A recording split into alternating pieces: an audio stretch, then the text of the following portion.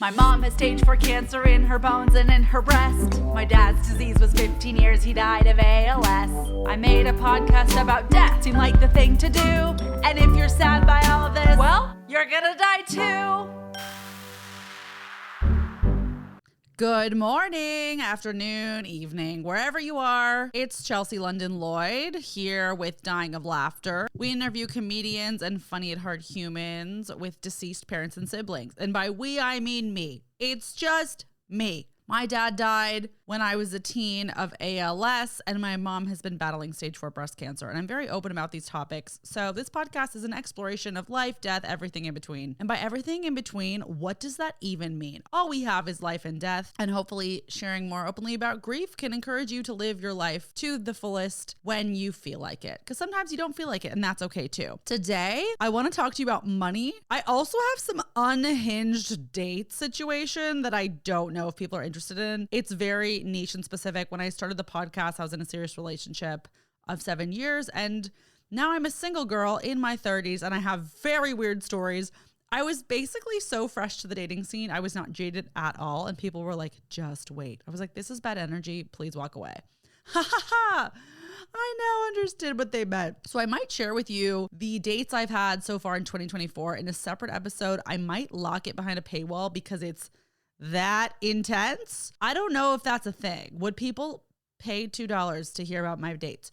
We don't know. It's not that I don't feel comfortable talking about it all for free, but like there could be business people listening, and like if there's some risque things, respect, bless, preach, but might not be the best situation. So TBD on that. My mom does listen to this and she's like, please stop. Listen, girl, we're all just out here doing the best we can. And I know my mom is single too, but her husband died. So she's in a different situation. I need to like maybe find a baby daddy at some point who I plan to marry. So like, I guess he's my husband. Also, is he my dog daddy? I hope. Also, my little sister is engaged and has a wedding this summer. And if nothing else, we need a date to this wedding. And by need, I mean, I don't technically, but like it would be fun. Okay. You're like, wait, I'm here for money. Okay. So pause for the cause on dates. Money. I became really interested in the credit card scene during the strike. There was an actors, writers strike this past year. I was not working as much. Nobody was. And I developed a hobby, and that was becoming obsessed with points and credit cards and understanding every single credit card on the market, what they all mean, how many points you get for what, etc. Anytime I try and share my passion for this topic, people's eyes glaze over. They are just not as passionate as I am, it seems. That's okay. You don't need to do the research because I'm going to do it for you. And if you already know about this stuff, bless, you're my people. Let's compare notes. If you're new to the world of credit cards, there's a lot I could say. I'm not a financial advisor. I would recommend following The Financial Feminist on Instagram or Your Rich BFF. They're two badass feminist women who are preaching this information and sharing in depth. I really like both of them. I also like the Points Guy for his newsletter. He's a daily newsletter. So those are some resources for you. The Financial Feminist also has a podcast. And the Points Guy also has an app. But if you're not sure where to start, I would subscribe to the Points Guy's newsletter. And I would follow Financial Feminist on Instagram and Your Rich BFF on Instagram. I'm inspired because I went to Your Rich BFF's in-person event last week for her book launch in Los Angeles. She was sharing tips on investments and credit cards and everything in between. She is so good at what she does. So again, follow her, trying to help you guys out with some little tips. And if you're not super into money right now, you're overwhelmed, you don't know where to start, I would say it's extra important to follow these people because it's just starting to put the information in your zeitgeist. And yes, the best time to have started investing was yesterday, but the second best time is today. And it's not too late and you're not too old and there's no shame and it's okay that you didn't know this until now. So they're good with money. For credit card points, here are 3 credit cards I would recommend looking into if you're in the market to open a new card. Of course, you're going to want to pay off your statements in full. You don't want to end up in debt, but you do you. Use the card how you want to. If you are in debt, that's a different situation. And still consider this information for the future. Card number 1 that I would recommend is the Bilt MasterCard. This card came to the scene just a few years ago during the pandemic. It is by MasterCard in partnership with Wells Fargo. It is the only credit card on the market where you get points for your rent. So if you live in a big city, Los Angeles, New York, San Francisco, looking at you, but honestly anywhere, and your bills are high, or you're just paying rent and wish you were getting something for it, now you can. And this card will send your landlord a check. It does say compatible with Venmo, and it gives you a digital routing number so that you can pay online and digitally. What? It's amazing. I got it a few months ago. I can't say enough good things.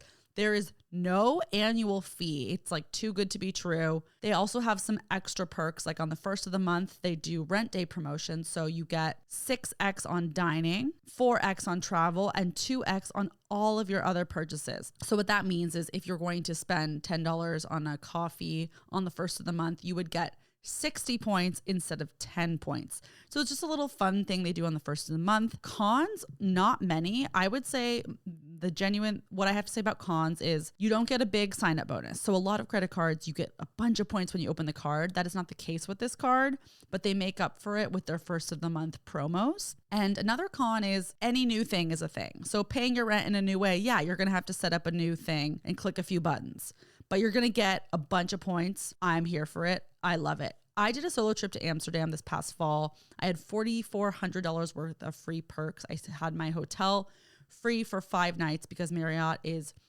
buy 4 night, get the 5th night free. So I had enough points to get 4 nights, which gave me 5. And then the round trip airfare from Los Angeles to Paris was included. I flew to Paris because it was the cheapest. And then I took a train to Amsterdam. And I did stay longer than 5 nights. So I paid for 3 nights on my own dime, but I had 5 included. So it was a great deal. And a lot of people have been asking me how I did that. I've saved up points over time. Yes, it takes a little bit of time, but not as much time as you think if you're maxing out with extra categories. So one of those extra categories might be rent, which is possibly one of your highest expenses. So you can now get points on your rent through the Bilt MasterCard. I will put the referral link in this episode. Again, if you have a friend or a family member using this card, use theirs. If you don't, use mine. And it's a win-win. You'll get a little extra something too. And it's just a fun way that we can support each other. The next card I'd like to recommend is the Amex Gold. This was a new addition to my wallet last year. So you get 4x on all dining, including restaurants and grocery stores, which is amazing. Food is one of my biggest expenses. I would argue it's one of a lot of people's biggest expenses. And if you're going to get 4x on all those purchases, this card is a no-brainer. Amex has excellent customer service. It's the best customer service out of any of my cards, which means you can call or chat them anytime with any questions. They connect instantly. There's no wait time, and they will just answer everything pleasantly, happily, no problem. I usually do the chat service online or on my app, and I just get anything I'm confused about answered immediately. There is an annual fee to this card. It costs $250 a year. And this is made up for by the fact that they give you a $10 a month credit to Uber or Uber Eats. So that is something very easily used for me towards an Uber or Uber Eats credit is very valuable. In addition, they give you a $10 a month dining credit. There's a list of restaurants you have to choose from. The Cheesecake Factory is on there. Shake Shack is on there. Milk Bar is on there. But the most popular one and the one I'd recommend would be Grubhub. So even if you do not pay for a Grubhub premium subscription, which I do not, you can order a sandwich or a coffee through the Grubhub app and then just go pick it up, and then you will get reimbursed automatically for that $10 a month. So with $10 dining credit and the $10 Uber credit, that is $240 a year that I am utilizing, 20 times 12. And with the $250 annual fee minus $240, I'm essentially paying $10 a year to get 4x on all these purchases. Plus you get 60 to 90,000 extra points when you sign up for the card if you spend a certain amount in the first few months. This is a more attainable card than, let's say, a premium card. I love it. It's a permanent part of my point strategy. 12 out of 10 would recommend. Okay, the next card I will recommend is the Chase Sapphire Preferred.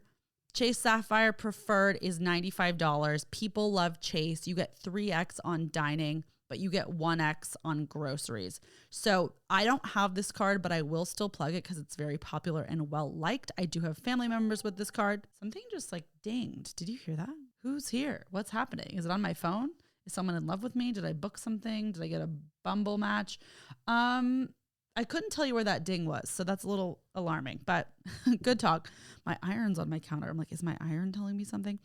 Okay, so people love the Chase because it's $95 a year and 3x on food is pretty good. It does come with an Instacart membership, so if you are into Instacart, that is worth it because it'll waive the fee. I personally would rather get 4x on groceries and go in person. However, I sometimes use Instacart too. So I'm not going to lie. I am a fan of Instacart. Just the free membership isn't as worth it to me. However, you do you. If you're a Chase girly, I support you. Just don't be fooled that it's only $95 versus $250 because the Amex is going to pay you back. So don't stress on that. However, Chase Sapphire Preferred, Amex Gold, and the Built MasterCard are all fantastic cards to consider. If you have questions about this, please hit me up on Instagram at DyingOfLaughterPodcast, or you can email me dyingoflaughterpodcast@gmail.com. I would like to get better about talking about this, and I'd like to share the information that I have. And I've had such a great experience with these cards, and being able to travel for free is huge. You might be wondering, what do I do with these points? You can use these points for airfare and hotels. That is their best redemption. You're going to get the best value for your money with the points. However, you can purchase gift cards with the points, or you can pay off your statements with the points. So if you're a cashback girly and you think cashback is the best, here's the thing. I get it. It seems tempting. I did it for years, but the points are worth more and they don't expire. So even if you're not going on a trip this year, save them and use them. You won't regret it. And if you're like, I absolutely don't travel at all, then use those points towards gift cards. It's still going to be a better use of your money than getting the cash back, in my opinion. And listen, take it with a grain of salt. Do your research, but I hope this helps. I hope you can walk into 2024 with a little bit more knowledge about your credit cards than you did before. And if you have a favorite credit card or a card that is really working for you, do let me know as well. I do extensive research. I follow these blogs and these people every single day who talk about cards. So I'm not going to lie. I don't believe that there is a better one out there, but the good news for you is one of these three could be an excellent way to go and to learn more. And it could get you to take your points game a little more seriously. Even if you're not sure where to go, just they don't expire, so you don't have to panic about that. The dates episode will be separate, TBD. Thanks for being here. And again, if this is a shitty week for you, I am so sorry. Life is exhausting and unhinged, and things are unacceptable. I went to a stand-up show last night, and if this makes you feel any better, I had an unhinged moment. So it was at 3 clubs in Hollywood. It sounds like a bougie venue. It's like a random ballroom that they turned into a stand-up club. Listen, great. It was packed, fun. But we were trying to get in, and there was a group of questionable people. I'm not sure what their situation was. It seemed that they were unhoused. They were causing a fight. They were trying to fight the security guard. It was a lot. One person smelled. I was scared. They weren't going to the show. They were just causing drama. And I was like, hey, can I stand inside? Like, I don't feel comfortable standing outside next to this. And they were like, be with you in just a moment. And I just walked in anyways after they told me to wait. And then I just went to the bar. I was like, can I have a glass of water? And the producer of the show was like, hey, like, you literally can't be inside yet. And I was like, honestly, you're right. Like, I was like, hey, I just had an unhinged moment and I'm so sorry about that.